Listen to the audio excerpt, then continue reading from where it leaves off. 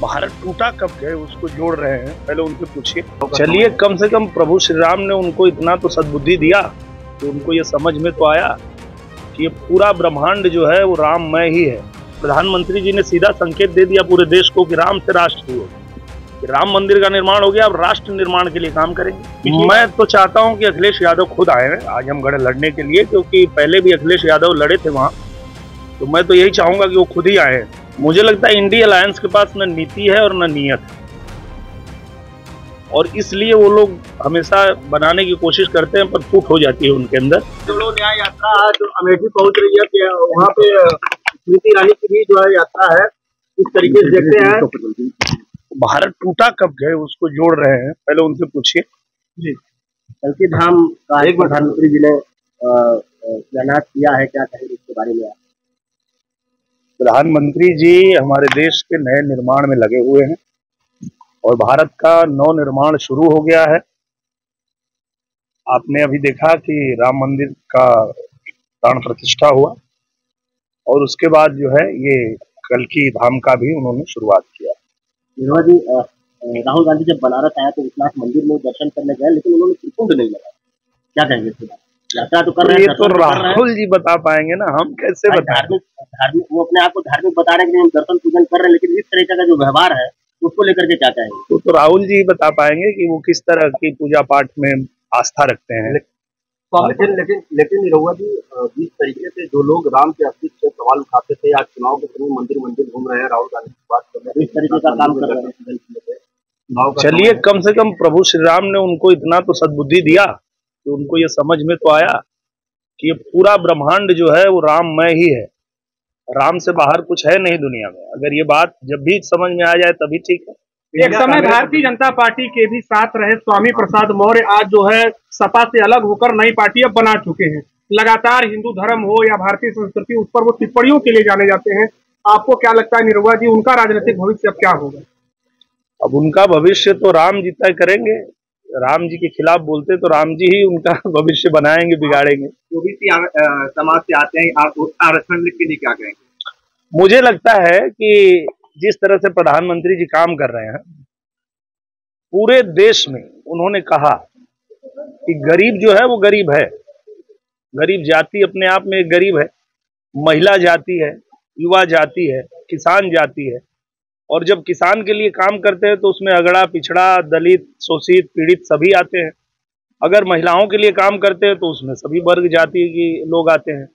तो ये तरीका है भारतीय जनता पार्टी का काम करने के लिए। हम लोग बांटने का काम नहीं करते हैं, भारतीय जनता पार्टी पूरे देश के लिए काम करती है। गांधी अब चुनाव नहीं लड़ेंगी, कांग्रेस के प्रदेश अध्यक्ष अजय राय का कहना है कि गांधी परिवार का ही लड़ेगा, तो क्या लगता है अब उत्तर प्रदेश में जिस तरीके से पिछले चुनाव की बात करें तो राहुल गांधी अमेठी हार गए थे, इस बार सोनिया गांधी भी वहां से चुनाव नहीं लड़ेंगी?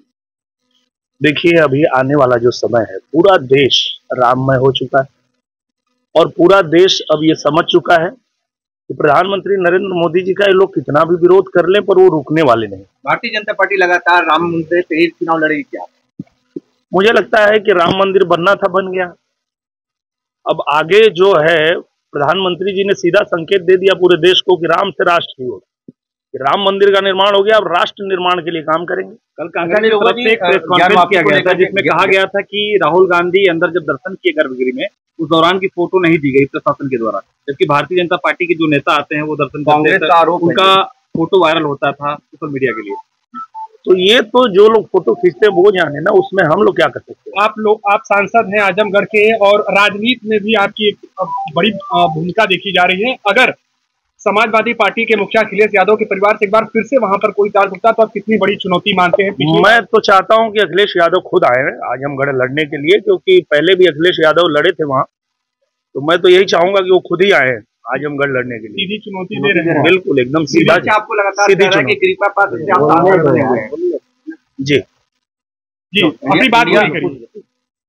हाँ, पूछिए। इंडिया गठबंधन के तमाम जो घटक दल हैं वो धीरे धीरे एक एक करके दूर होते जा रहे हैं और इंडिया गठबंधन को लेकर के लगातार जो है जो विपक्ष है वो हुंकार भर रहा है कि इस बार बदलाव होगा।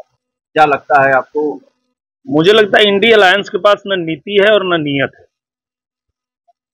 और इसलिए वो लोग हमेशा बनाने की कोशिश करते हैं, पर फूट हो जाती है उनके अंदर।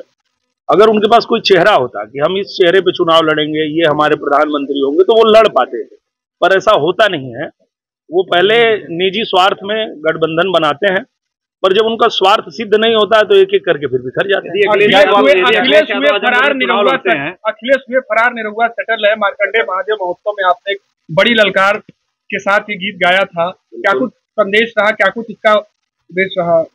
मुझे लगता है कि आजमगढ़ में पहले उनको मौका मिला था और 4 साल वहां रहने के बाद जब वो छोड़ के चले गए तो 1 साल हम लोगों को अवसर मिला, और 1 साल में हम लोगों ने आजमगढ़ में उतना काम किया जितना वहां 50 साल में नहीं हुआ। आजमगढ़ में अंतर्राष्ट्रीय हवाई अड्डा बन रहा है, आजमगढ़ में विश्वविद्यालय बन गया है, आजमगढ़ में अटल आवासीय महाविद्यालय बन गया है, आजमगढ़ में संगीत महाविद्यालय बन रहा है, आजमगढ़ बनारस और गोरखपुर के लिए सीधी रेल लाइन बिछ रही है, जो 70 साल से मांग थी वो इन 1 साल में पूरा हो गया है। तो मुझे लगता है कि 1 साल में भारतीय जनता पार्टी के नेतृत्व में जो वहां काम हुआ है, उसके बाद चाहे अखिलेश जी आए, चाहे उनके परिवार से आए, चाहे कोई आए, आजमगढ़ की जनता ने तय कर लिया है कि हमको अब सरकार के साथ रहना है। और पूरा देश जानता है कि तीसरी बार फिर से नरेंद्र मोदी जी प्रधानमंत्री बनने जा रहे हैं, तो आजमगढ़ भी उनके साथ ही चलेगा। निरहुआ जी, ज्ञान वापी को लेकर के इसमें लगातार चर्चा का विषय बना हुआ है। जिस तरीके से 31 जनवरी को वहाँ पर पूजा पाठ शुरू हो गया, मुख्यमंत्री का भी बयान सामने आया है, लेकिन यहाँ के जो संत हैं वो आरोप लगा रहे हैं कि कुछ मुस्लिम संगठन है वो लगातार ज्ञान वापी को लेकर बातचीत कर रहा है। कोई साजिश काम नहीं आएगी। मुझे लगता है कि जब कोर्ट का आदेश आएगा तो कोर्ट के फैसला को हर किसी को मानना पड़ेगा। इस देश में सबसे ऊपर जो है वो न्यायालय है, और न्यायालय के आदेश का पालन करना हमारा भी कर्तव्य है और सबका कर्तव्य है। निरहुआ जी, यदुवंशी समाज की बात कर ले तो माना जाता था कि बिहार में या उत्तर प्रदेश में एक ही परिवार से जुड़े हुए राजनीतिक लोग आते थे, लेकिन डॉक्टर मोहन यादव मध्य प्रदेश में मुख्यमंत्री चुने गए, उसके बाद लगातार इस पर बयानबाजी भी हुई। आप कैसे देखते हैं, क्या लगता है? ने जो विवादित टिप्पणी दिया यादव समाज को लेकर के, यादव नाम लेकर के, क्या कहेंगे? क्या टिप्पणी किया?